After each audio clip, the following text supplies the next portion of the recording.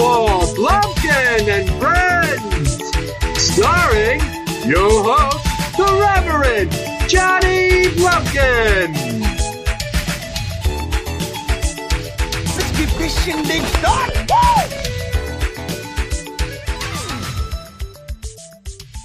Hey kids, I'm the Reverend Johnny Blumpkin, and with me here today is my friend Neil. Why'd you say it like that? I have throat cancer. It's hilariously insensitive to people that actually have throat cancer. So that's what Dr. Claw has had all along? He has throat cancer, he knows he's going to die, and that's his gimmick for wanting to kill Inspector Gadget and be a terrorist? Because you sound like Dr. Claw from the cartoon. That's his motivation. Say something sexually explicit about Gadget's niece, Penny. Go. Go Gadget Viagra. Oh, that makes me feel dirty inside. Ew. This episode is going to be a fucking weird episode. Yes. Am I a Juggalo again? I don't know. I mean, I like listening to that stuff still, but or I'll go back to it from nostalgia factors. But we don't fit what someone would think of Juggalo when you say it. Maybe you're a Juggalo without the meth? I don't know. I don't paint my face. I don't have ICP and Psychopathic Records tattoos. Nope. I don't constantly wear clothing bearing their logo and name. Well, we don't talk like we're from the ghetto either. Not anymore. No. I don't think we ever really did a lot. Yeah, I think you just completely forgot about that episode where it was called Black Like Me. Do you remember that episode where we talked about our wigger phase? I guess. Yeah. But did we talk super ghetto? I don't remember. Yes, I did. Yes. Okay, maybe I did. I don't know. I was friends with all the black kids in high school. Not so to the I point where it was it. like Malibu's Most Wanted bad. But you acting like you don't remember, that's a bit of revisionist history. Maybe. Yes. 1998. September, I think, 8th or 9th. Yeah. We went to our first concert ever. Roy Wilkins Auditorium. In the morning, it was my grandfather's funeral. And then we drove all the way home from Duluth. And we went to ICP, Cottonmouth Kings, MSI, and I think Funk Junkies. And we've talked about this in other episodes. Anyway, that was our first concert. Yeah, you were the first person I went to a concert with and the person I've gone to the most concerts And my mom we were 15 years old when we saw that concert. My mom dropped us off in her van. 16. We were 16? 82 to 98. That's when it was. I have the picture of the tickets right here. 98. September 9th, 1998. Yeah, there you go. 9998. Okay. Burn that into your brain. So we were 16, and your mom dropped us off because we had never been to a concert, knew about parking and shit like that. Yeah, maybe we just like we're new drivers and just downtown is, when you're a new driver, I remember downtown's like the scariest fucking thing in the world. It's terrible. I still don't like to fucking drive downtown. No, it sucks. That concert, we got introduced to music we still like. Yep. We went home each with a Faygo 2-liter bottle that we had caught. Yep. I made out with some random chick and then tried to touch her tits, which made her totally pump the brakes because I was too eager. Wasn't that the same chick that flashed us? She flashed her bra. No, that was just for the picture. She didn't want her tits in the picture. Oh. See, I remember these kind of weird-ass details, but I don't remember names and dates. Did she actually show her tits? Yeah, she showed us her tits, but then when we had the fucking shitty disposable cameras that we used back then, and we were taking pictures of the show and people, we wanted her to flash for the camera. I still have that picture. I still have the picture of her flashing, too, in her bra. Because her thing was she did not want to flash her tits for the camera and have her face in there, obviously, which makes sense. But then she pulled her shirt up over her nose so you could just see her eyes. That she was one, good too. looking, too. Yeah. I wish I had a picture of those tits. But then I remember. Oh, well, you also should remember that your dog chain necklace. Yes, I took it off, and you told me this because I forgot. I wrapped it around my fist, and I started punching people that were trying to crowd surf on us. Yes, or that would like mosh pit and kind of. The mosh pits were pretty crazy, to where they would like a guy would just come flying at you. Yes, and then knock you, and you would punch him and throw him back in the mosh pit. And he would just keep going. Ow! So what we did in commemoration of our friendship, really, is we went to the Twiztid Mostasteless 20th Anniversary Tour on September 13th. And then a week later, we went to the ICP Great Milenko 20th anniversary tour. Yes. Both at the Caboose. Terrible venue. God. Yeah, it's terrible. And basically, night and day difference in the crowds at the shows and my level of comfort at the concert. Twiztid, there was a decent crowd, but most people didn't get there till right before Twiztid went on. Yep. So like even then I didn't feel like people were all up on me in my personal space where you're just like sweating because the body heat from everybody is so hot. And the Twiztid show, even when they were on, I mean, it was more crowded, but not nearly as crowded as the ICP show. Yeah, I knew I was going to feel comfortable at the Twiztid show because very few people would be painted up. Yep. And there's that ongoing rift between Twiztid and ICP now that if you don't know about it, fucking Google it. I don't want to explain it. Yeah. There's a falling out. Twiztid left the label, started their own label. A bunch of the major acts left Psychopathic Records, ICP's label, and went to Magic Ninja Entertainment. It's fucking gay. The whole thing is stupid. It's just like when I was a fan of both Seven Dust and Cold Chamber / Devil Driver. And something happened with the drummer from Seven Dust was married to the former bassist of Cold Chamber, and there was a beef between Seven Dust and Des Fafera. And it's like, oh, fuck, I got to pick sides. Fuck you. Yeah. I think that most of the fan base, though, I mean, there are, like, we saw people that we saw both times. We saw, like, fucking mini John Wayne Gacy there on both shows. There was a guy who was like 5'6", and he had a juice belly gut hanging out of like his t-shirts. He almost had the Mr. Burns kind of grown out haircut, you know, the crow's nest. Yes, but he had a ponytail, and he was painted up like a fucking old-style circus clown. Yeah. And he just screamed child molester. Yeah. Looking at him. The plot twist is he's actually like 16 years old. And he just looks horrible for his age. He's got the Benjamin Button disease. Exactly. That'd be a terrible life for him. So here's who opened for Twiztid. A guy come out who was Insane Eric, who goes by Insane E. He's touring with Twiztid, and he's like a graphic designer / rapper, and he's trying to get signed to Magic Ninja Entertainment. And this is like a trial run to see how he gets popular and how he sells. But he does all of their, I think he said he runs their website and then does all of their like graphics work. Yes. Currently. So he's been rapping for like a long time. He has. And then also because I was so impressed with Insane E, what I'm going to do is I'm going to close out the show with one of his songs. So check out Insane E because I really dug all of his instrumentals. Yeah. And then the guy was rapping crazy fast. You bought his CD. Yeah, he's good. Yeah, I mean, he's good. Definitely good. And then there was Whitney Payton, who I don't think there's a guy in there that didn't want to fuck the shit out of her. I mean, she's really good too. I think she kind of grew. She is signed now to this other, I can't remember the name of the record company, but some offbeat record company that I haven't heard of before. And I bought her CD too. She's fucking awesome. Yeah. And she's like 5 foot, 90 pound, just super tiny girl. And she's got fucking balls of steel because during the concert, she gets up and she's fucking walking throughout the crowd as she's rapping. Oh, do you remember when she crowd surfed and then she was walking on people's hands? Yep, hanging from the rafters. Yep. She was just standing on people's like heads and shoulders and stuff. And at the end of her set, she's like, come see me at the merch booth. I give out free hugs, everybody. So we went and talked to her, joking around with her. She's really fucking cool. Check out Whitney Payton. She basically, I thanked her for, I'm like, thanks for bringing a party atmosphere to the show. Oh, yeah. Because it felt like an event, not just like a concert. Like I was having a good time. It was like, hey, this is fucking different. There's a sexy midget climbing from the ceiling. Well, and walking through the crowd. And then, like, she was actually at her, booth section when people were buying CDs and stuff between the shows. Correct. And then there was Blaze, you dead homie. Yep. I had never seen Blaze before.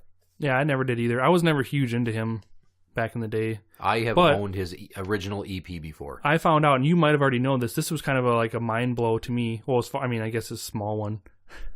But that Twiztid originally went by a different name, and they had 3 members. Yes, House of Crazies. Yes. The ROC. And he was in there. Yeah, the ROC was with Blaze. Yep. On stage. They both could stand to go for a jog. I didn't think Blaze was that big of a guy. No, not that one. I thought there was... Oh, yeah. So there was 4 members? No. This one was Twiztid and Blaze. I thought this was called something else. That is called something else, and it involves... Because the article I read said that he was technically the third member of Twiztid, but then for whatever reason, like, I don't know, back when... He didn't get signed with them. Yeah, he didn't get signed when they originally got signed, and they changed their name. But then, like, I don't know if he came in later. It's just a weird deal, but, like, that's why he's on so much of the Twiztid stuff, and then they go together sometimes. Which, if you don't know Blaze is this dude who portrays a character of a resurrected gangbanger who died in a drive-by. Yep. So he's like a zombie gangbanger. It's fucking awesome. He's hilarious. And then we find... It was the first time I ever got to see Twiztid. Oh, because they canceled the show that we were supposed to see. Many years ago, they didn't make it to the Quest. So I had literally been waiting 18 fucking years to see Twiztid. And it was a great show, and they killed it, and they played Mostasteless, both versions together, in its entirety. June 6, 2000. The ticket says Insane Clown Posse with Twiztid at the Quest. Yeah, there was no with Twiztid. I was very upset about that. They canceled for whatever reason. So here's the thing about the crowd at the Twiztid show. Mellow crowd, no fights. There was a courteous mosh pit. Yeah. Which at that place, there are big 6x6 wooden uprights, 3 of them in the middle of what is the concert/mosh pit area. Yeah. It fucking sucks. It's a terrible mosh pit. It's a terrible venue. Yeah. I'm not saying anything about the cleanliness. I'm not saying anything about the staff, who's awesome. They got a kick-ass fucking patio, but it's just the actual architecture of the building sucks for going to a music show. And I know multiple people that will not go there even if their favorite band is playing. Good morning, sister. I've been a bad girl. Really? Well, tell me all about it. I've been very bad. Yeah, it's nice. I'm gonna do some penance. Take it. Take that dick. Take it. Show me you fucking love this cock. Take it. Oh shit, hang on, I gotta go do something. Congregation of Emo Jesus may be seated. A reading from the Book of Blumpkin. I went through a phase where I demand satisfaction, where if I purchase a media item, a movie, a CD, a video game, if I buy it and it sucks and I'm pissed off because it costs a lot, I'm pretty good at repackaging shit to the point where it looks like it just came off the shelf, and I'll return it for money. And I've done that numerous times. The best one I ever did is I bought this is back when I listened to ICP. And I bought this ICP unauthorized documentary thinking, oh, it's going to be all about them growing up. It's going to be so badass. Well, it was all about them growing up and shit. However, it was unauthorized and unlicensed. So it couldn't show concert footage, and it couldn't play their music. It just played this fucking generic, stupid, evil circus music the whole... It sucked ass. So I took it, and I found this Nordic Track demo tape in my parents' closet that's like a pantry.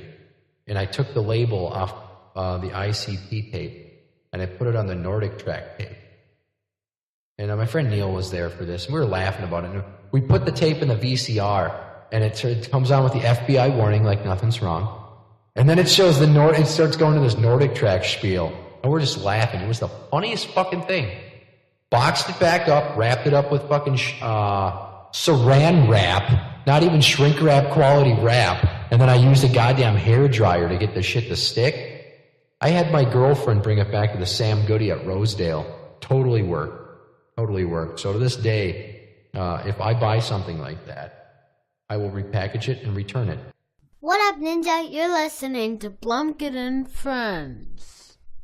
So, I mean, if you want to bring back to the ICP, I don't think ICP is ever going to be invited there again.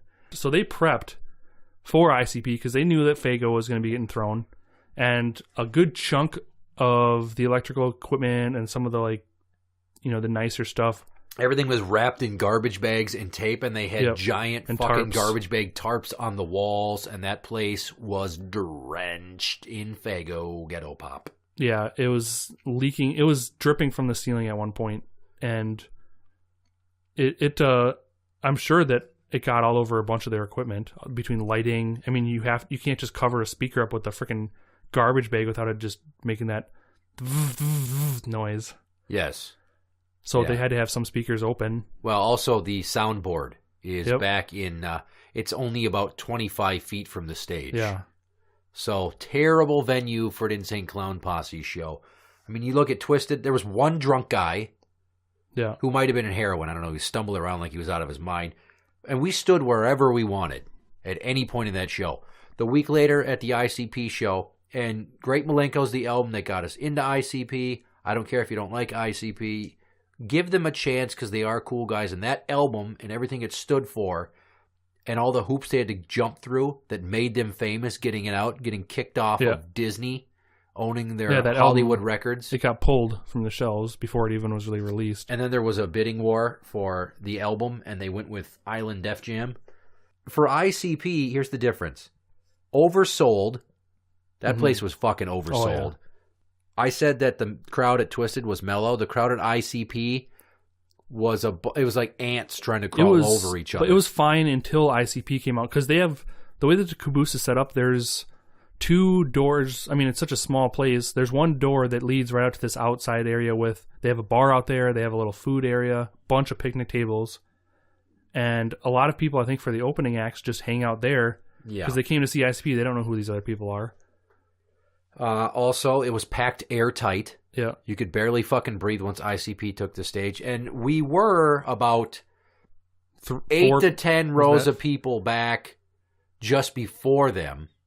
And once they went on, my back was to the wall. You got pushing back, and I was talking to these people, and I met some cool people there, and like was just talking to those girls, and then that other chick with her husband, and they were a lot of the people. Some of the people were old school, and I think the people overall were cool. But it's like once one guy punched another guy in the face. That's kind of when I started moving back, because I grabbed him, from the behind him and grabbed him in a headlock, by the throat. Yeah. But then I don't know. I just for some reason in my head I just said let go, because if I fucking take him down or drag him out and somehow he's butthurt or gets actually hurt, and I'm like I'm not covered at all.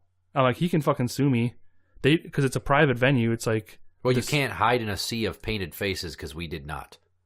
Unlike when we went to the original tour in '98, when we did not paint our faces. Yeah, I mean, this guy didn't have his head. I mean, the security they can't do their jobs because the place was so packed. So he got punched, and the dude just kind of disappeared into a sea of people. Yeah, he kind of ducked out into the crowd after you let him go. And I've grabbed somebody like that before. Yeah, it was at a Rob Zombie Thanksgiving show, like the Butterball for 93X years ago at the Roy Wilkins, and some fucking drunken Mexican guy was trying to start a fight, and he kept bumping into me, so then I grabbed him in a headlock from behind. He's like, fucking let go of me.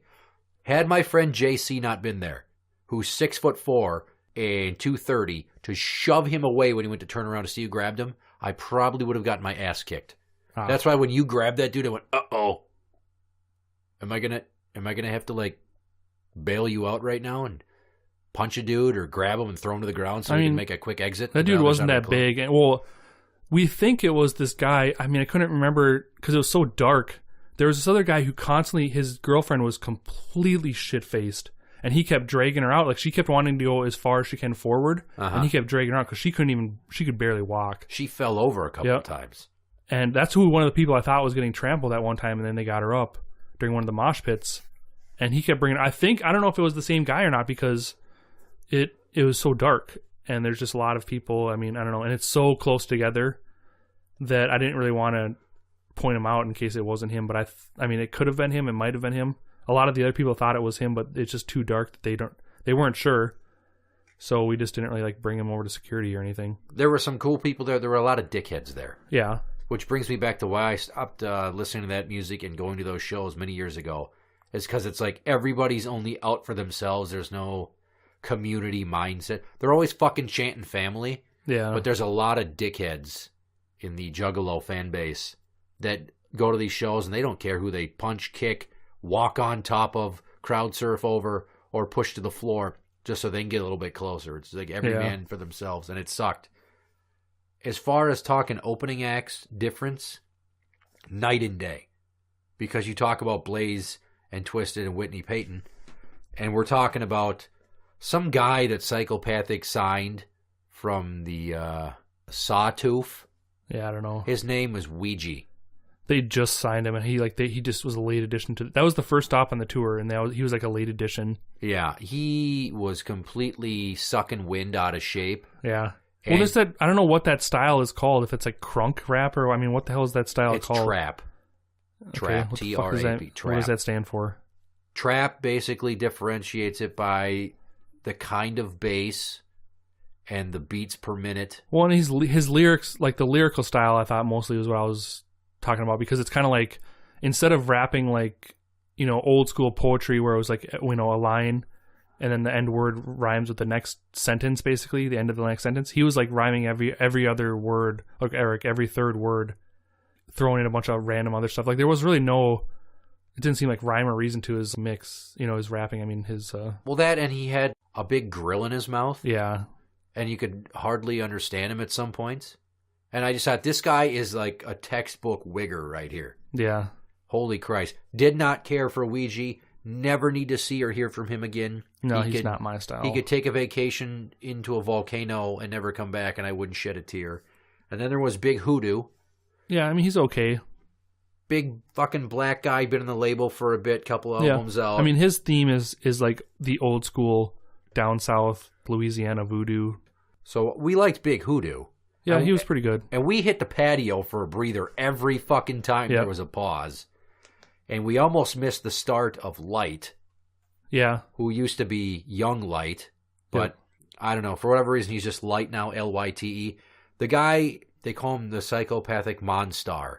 Okay, I don't know. He's young, he's happening, he's new. He's a crazy, fast, skilled lyricist. Yeah, he's pretty good. I mean, he's decent, but I didn't. There was like no songs where I was like, I need to buy this guy's album.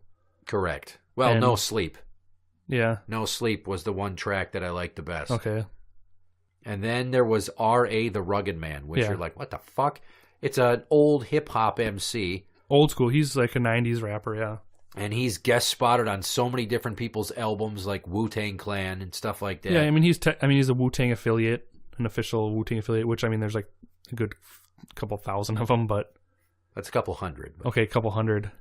The point being is that he's like, back in the day when ICP got signed to their first label, it was Jive, and I was on Jive, and the same dude signed us, and I met them, and we're touring together just because of that. And the guy was like an old school hip-hop show. Yep. He was good. I mean, as far as like getting the audience to interact, and he was going out into the crowd. I mean, as far as like getting the audience to interact and just like make it feel like you're part of the show, he did a damn good job. He was that night's version of Whitney Payton. Pretty much. Except for about 2 foot taller and, you know, a big black guy. A big black guy as opposed to a 4'8", 4'10". Now you she's shrunk. She's shrinking every day. Talked about it. Yeah, she's shrinking every day. In the 8 minutes since we last mentioned Whitney Payton, she has lost inches of height. Apparently, she took off her shoes. Yes. But then again, she's still got at least a foot on Tom Cruise. This is true.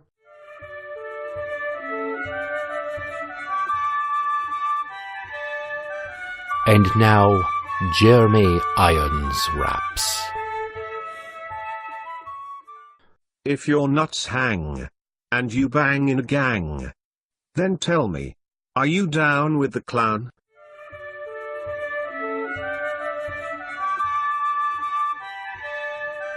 That was Jeremy Irons raps. Hey, it's the body. You're listening to Blumpkin and Friends, and he's talking about Juggalo stuff, so grab a hatchet and spray me down with some Faygo Moon Mist, and then get a couple of fat broads to rub their boobies on my face. Oh, God, I love boobies. So then it was time for ICP, and the crowd went nuts, and I got shoved repeatedly backward, people butting in front of me. I was like, fuck it, I don't care. Yeah. I've been trampled before. We were at a show where it was ICP, MSI, Crazy Bone, and Biohazard. Oh. That was the show. We were on the guardrail the whole fucking time in the front row. We got there super early.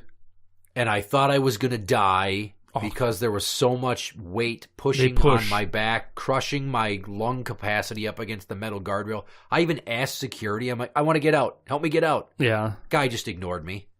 Yeah, that's the one thing that I hate too about those. I mean, I think it's a lot of concerts that do that. Anytime that people are trying to get up close to the stage, they do that weird thing where everybody just pushes forward as hard as they can. Like they want to get. Understand it. Yeah, it happens. It's not just an ICP concert thing. It's like every fucking. I mean, we've gone to rock concerts. It's been the same thing. That's what happened at that Linkin Park show at the Quest way back when they were touring with Alien Ant Farm. Yeah, is how that chick got fucking traipsed on by me is the crowd started pushing, and next thing you know, a girl goes down and some guy pushes me back, and I hear screaming. I don't realize I'm standing on a girl. Yeah. I'm standing on her stomach, and she's screaming. And then I get off her, and I try to help her up, and I start shoving the dude that was pushing me back onto her. He's like, oh, what's wrong? What's wrong? I'm like, you couldn't fucking hear that bitch screaming? I almost jacked him in the throat. I just had a fucking strange memory, and I think it was from one of our first concerts. Do you remember when that piece of shit... So there was this chick in a bra on her boyfriend, like a huge boyfriend, shoulders, and there was that little shit. They ran up and tried to yank her bra off. And then he pointed to another dude. He pointed to us. That's why it pissed us off, because we were like literally right behind this dude and his girlfriend, and there was like a gap because I think we were further back, and it was like, I don't know, it was one of the opening acts, and he ran up and grabbed her bra and tried to yank it off of her, and he pulled her down, and then he comes around, turns around like a fucking pissed off gorilla, and he points right at us, and we just both shook our head and then pointed at him, and that kid took off like a bat out of hell. Fuck yeah.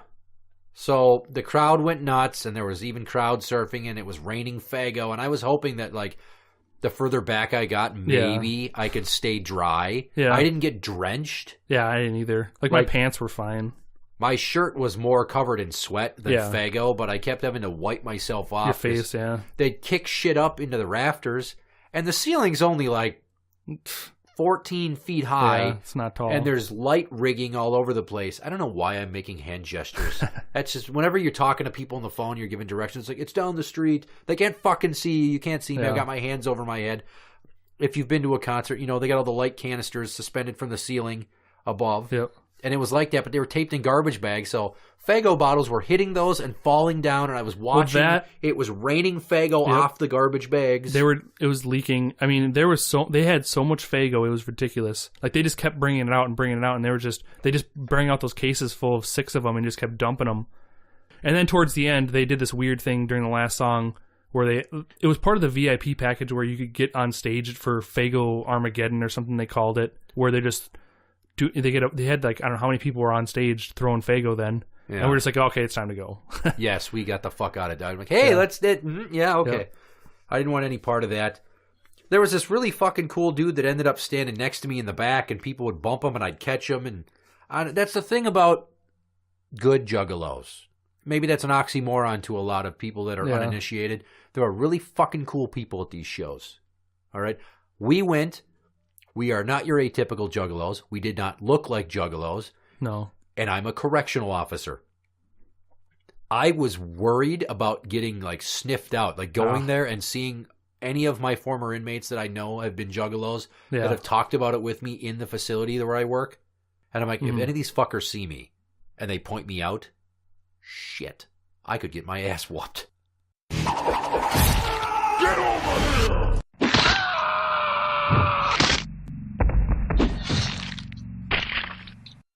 So the thing about going to this show now, and I might add that I did an episode for the podcast, episode 88, when the Juggalos go marching in, is this is right after the Juggalo March. Yeah. So the Juggalo March on Washington was ICP's attempt at bringing national attention to the struggle they've had since the 2011 FBI gang report that labeled Juggalos a hybrid gang. So do you realize that because of that, we technically went to a gang rally? Yeah. That's the thing is, you know, I work in a jail, and if my boss wanted to be an asshole, he'd be like, oh, well, aren't there fans of gang? My boss isn't smart enough to connect the dots. But I didn't tell anybody at work we were going. At all. Not a single fucking soul. Because I didn't want somebody asking me about it or talking about it. Or I didn't want to catch these shit for going. Plus, why the fuck should I have to justify myself to anybody? And more importantly, going there, I thought, if something pops off and there's cops there that want to throw this gang tag around and just start grabbing people, I don't want to get thrown in the back of a squad car because 2 assholes standing adjacent to me started a fight. Yeah. So every time there was a whoop whoop or a family chant, I didn't partake. I was just looking around like, shit, who are these people? See, I don't remember that really back when we were into them. That whole, the family thing was never around. But, I mean, people used to yell just ICP over and over again when we were doing that, but that was kind of the thing. Now the family chant has overtaken that completely. Yeah, I don't know why. It was such a great concert. I still love the Great Milenko album as much as I still love the Most Tasteless album. They are in my top 50 favorite albums of all time. it was nice to reconnect with that segment of our youth and to honor our friendship that is now 23 years deep. To go from being teenagers going to our first show to being in our exactly mid-30s and going to this show now. Yeah. It's just crazy to think about. A lot of the fucking people at this concert were in diapers when we went to our first concert. Or like... Not alive. Yeah. Jesus Christ. It was fun. I had a lot of fun as much as I also hated how packed it got. And at the end, we're driving home. You're like, well, I think it's safe to say we both attended our last ICP concert. Yeah. I hate to say this, but I'm getting too old for concerts. Yeah. Not because I can't... Well, we even talked about it with somebody. Standing for that long on my feet on a hard concrete surface, never when we were younger did I complain about how my back would ache. Yeah. How much of a fucking old man do I feel that we stood there and I'm like, my back feels like shit, I can barely walk. Yeah, well, I mean, that was a lot of acts. I mean, they each had a lot of opening acts. And then plus you got to figure however much, 15 minutes in between. That's a lot of sitting around.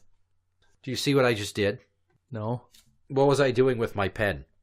Making something for rock, paper, scissors? Yes, we have reached the portion of the show when it is time to play a game.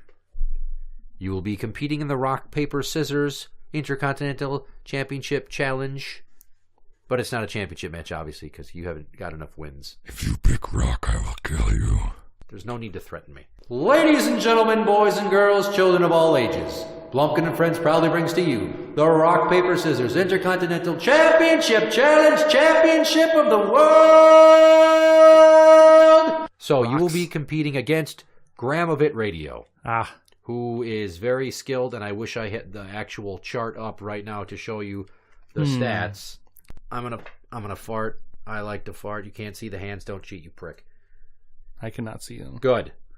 So, without further ado, hand number 1. Scissors. Jesus Christ, I didn't even finish saying it. Hand number 1. Scissors. Okay. Well, he picked a paper. I knew it. Point for you. What do you mean you knew it? Because he thinks everybody picks rock right away. Statistically speaking, men pick rock usually. But now that you know that, you don't pick rock, so you pick the anti-rock. Yes, but I knew that he knew that, so I had to prepare for that. He just didn't know that I knew that he knew that. You're confusing the shit out of me and everybody else listening. Hand number 2. Rock. He also picked a rock. Okay. No point. Hand number 3. Scissors again. He also picked a scissors. Dick. So 3 hands in, you're up 1-0, but that's 2 ties in a row. So hand number 4. I'm going to go with the rock this time. He picked a scissors. Nice. So he's already been mathematically eliminated, but we got to play it out. So you've guaranteed the win now because there's no running the table. How many more hands is it? There's 1 more hand. You know how many hands there are. It's 5. 5. The last one was 4. Okay. What comes after 4? Cinco. No me gusta. Hand number 5. Scissors. Well, he picked a rock, but you beat Gramovit Radio, who on the wall is a multiple-time champion.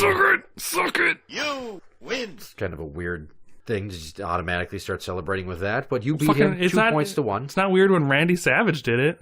Randy Savage did not say suck it. That no, was but he Generation X. Well, I mean, I'm sure he said, let him. "Oh yeah, Oh yeah. I just slipped it in your ass from behind. How you like that? You want to go ass to mouth? Snap into a Slim Jim. Suck the shit off." It's a terrible Randy Savage impression. Boonza! Oh God, don't take me back to fucking Spider-Man. How many times has Graham been champion? Let's see.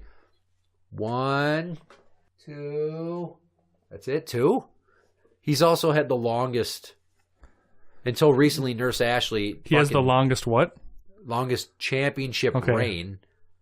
I don't know if he's got the longest dick. We've never compared dicks. We've never had an episode where it's like, it's time to compare dicks, where we do like a side-by-side lineup, or maybe we all just stand in a circle and present, and then we make a pact to not make eye contact while doing it. Nah. But we'd all have to have boners because mine's a grower, not a shower, and I really don't have strong enough self-esteem for people to look at my wiener when it's not erect and judge what the actual size would be when I was fully erect. Well, and it is getting cold out. I don't know why we'd be doing it outside in this scenario. No, there's just naturally shrinkage. So the four of us would have to go into a sauna and then come out and then stand in a circle where nobody else could see us to see that we're doing something that's latently homoerotic, but it's mainly about competition, not about sex. And then we'd have to stand in that circle and not make eye contact. And you have to use the other person's hand to measure. What? And then they have to measure up and down. I was just thinking about eyeing it up. Now you're turning this into sexual contact. Well, I mean, just a bunch of guys sitting around with boners isn't gay. We're not touching dicks. We're not playing Castle Towers. So everybody just jerks themselves off. We're not having a circle jerk. We're comparing dick size. You keep reverting back to sex acts. How you fellas doing? Okay, I'm at a point. I'm just trying to figure out what line is this considered super gay or not. Once we decide to see who can come the fastest. Okay. From a blowjob. You need to look online to find this. It was like this little short story about a bro job. It's hilarious. No, You've seen it? I know what a bro job is. And nobody involved wants to play a game called Guess Who's in My Mouth. But how that got made, the story that got made up on is hilarious. Well, hopefully too much tongue Tim isn't too much pubes Tim. I guess if anybody was going to have a giant thatch of pubic hair, I would pick number one fan Tim. He doesn't strike me as the manscaping type. I don't know. We've never broached the topic. Maybe we need to. Maybe we need to talk about, shaving ball hairs. Which is not fucking easy. Promote your Twitch. Twitch.tv/AOS_pyrochaos.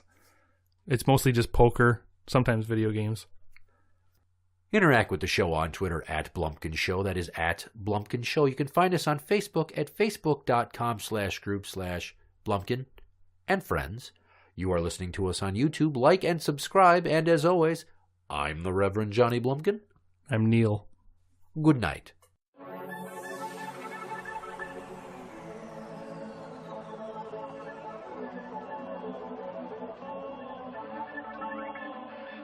It don't matter what color, what size, or what shape. It don't matter what country, what city, what state. Yeah, we all on the same rock, we all share this fate. We live and we die, yeah, we all make mistakes. Yeah, everyone around so caught up in their identity, too busy to see through all the lies for the remedy. The shroud of the darkness is consuming the world. Can't we all get along? Every boy, every girl. Yo, this is my confession. I know I'm not perfect, but I learned from my lessons, and every step's worth it. These are the scales, everything has a balance. Take the good with the bad, inject the valley with the phallus. Feel the love pumping through my veins. It resonates through the trees, through the deserts and plains. And every seed has a purpose, every stem spreads the gift. When the leaves dry and fall to the ground, feel the shift as the rift hits bang. Go to drums, feel that rhythm in your lungs. Breathe it in, breathe it out. Here it comes, once again it's like the moon and the sun. Yeah, we done fell into the void, synchronicities arise. Everybody feel the joy, you are limitless.